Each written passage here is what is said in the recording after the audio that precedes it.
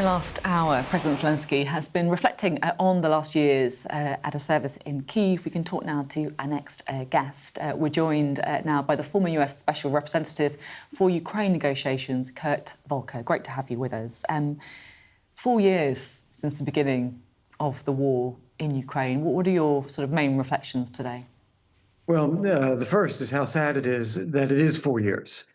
We could have done much more as the West, as the United States, in the very early days of the war, in the first year of the war.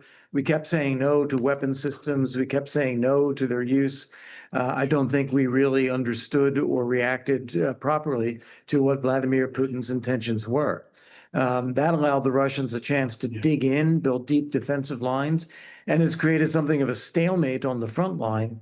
And still we have Russia attacking Ukrainian cities every night. So it's really tragic that it has gone on this long.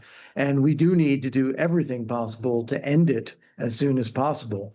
But that will require pressure on Russia to stop the war. Is the implication there as well that everyone, and given that we're speaking to you, the US could and should be doing much more now? Absolutely. And let's start with the United States.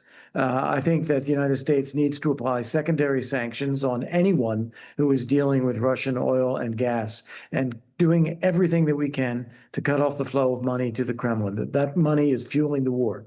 Now, Europe needs to do the same thing. There are European states that are still buying and using Russian oil and gas, or they're allowing it to be reprocessed in India and then buying it as if it were Indian. So we really need to crack down on this because this is what's giving Russia the means to fund the war.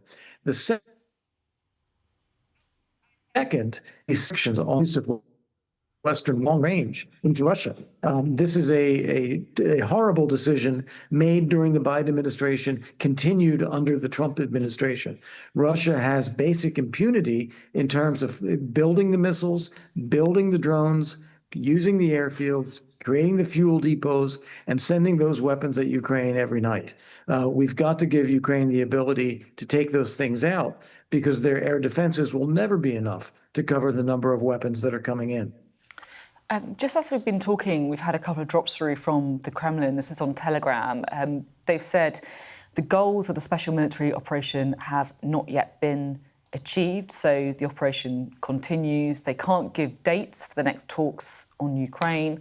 And they've also said after the West intervened to support Ukraine, the conflict has become a much larger confrontation with those who want to, in their words, crush our country. I mean, it doesn't sound like those are the words of... George Orwell could not have written it better. That is just the kind of doublespeak that you get from the Kremlin every day. They launched this war because they wanted to subjugate Ukraine. They haven't been able to subjugate Ukraine, so they're going to keep trying until they're stopped. I mean, it doesn't sound like they're on the verge of signing a peace deal, though, does it? Not at all. Not at all. And I have to give President Trump credit for pushing for an end to the war, for seeking a peace agreement. He's got the U.S., Ukraine, and Europe aligned around a 20-point peace plan. He's got Europe willing to provide a coalition of the willing deterrence force in Ukraine. He's aligned economic interests. But the one thing he has not done, nor have European countries sufficiently, is actually put pressure on Putin to stop the war that he started. Given it's 4 years, Kurt, earlier we were reflecting on the number of casualties and reflecting on the 1.8 million in total, which is meant 1.2 million Russian military casualties in the war. Does it surprise you or not that toll doesn't seem to change the Russian behavior? It doesn't seem to cause Putin more domestic trouble than we might expect it to do so? I think it is, it's a low simmer. It's not boiling over, but it's a low simmer. Everybody knows in Russia that the war is going badly, but at the same time, it is an authoritarian state with one person in charge. It's a crime to even call it a war, let alone to say that Russia should stop. So everyone just keeps their head down and goes about their business. Most of those people killed or wounded have been taken from the regions, not white Russians, but they've been from regions all over Russia, and they've been paid. They get a large signing bonus, and then the families get get a death bonus. And so that has kept everyone relatively quiet for now. But even with the speech that we saw from Vladimir Putin the other day, he's laying the groundwork now for having to bring more people into the military, possibly recruitment, not just signing bonuses, but forced conscription. That may start to change things a bit.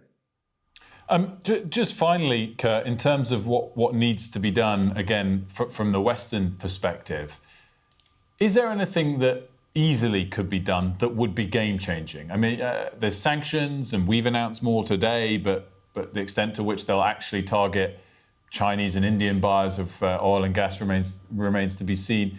Are there any easy steps that the West could take that they haven't taken? Well, first off, all steps should be taken. We shouldn't look for what's simple. We should look for what's effective. And it's a combination of factors that applied over time that will change the balance. So I would put it in two big categories, financial and military. We need to do everything possible to stop the flow of funds to the Kremlin. They are still bringing in billions and billions of dollars every year in order to pay for this war. And second is military. We need to lift the restrictions on Ukraine's use of military force so that they can go deeper inside Russia and take out those things that are attacking them. Those two things together will weaken Russia's ability to prosecute the war and then begin to reestablish deterrence so Russia knows that continuing the fighting or renewing fighting after a ceasefire will ultimately be destructive for Russia. That's how we have to position this. Kurt Volker, thanks so much for joining us. We appreciate it.